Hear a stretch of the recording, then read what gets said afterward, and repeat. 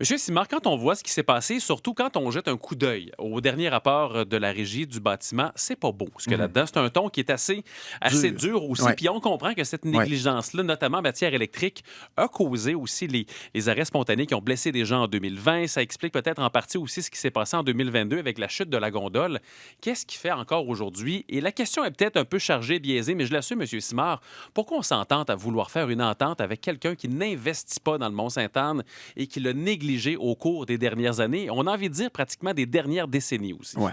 Alors, nous aurons, un compte-rendu de l'évaluation fait par la Régie du bâtiment qui s'opère dès demain, qui va peut-être se poursuivre mercredi.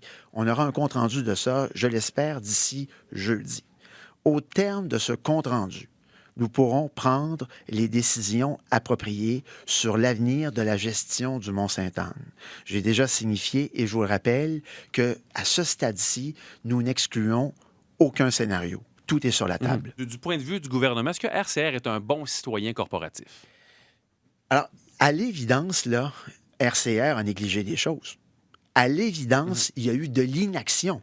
Et si c'est pour vous cette définition, ben, alors on la prend. Mais d'un point de vue juridique, là, je fais attention aux mots que j'emploie en ce moment, puisque ça peut avoir des conséquences. Donc, je vous dis que j'entends l'impatience des gens. Non seulement je l'entends, M. Dumas, je la partage.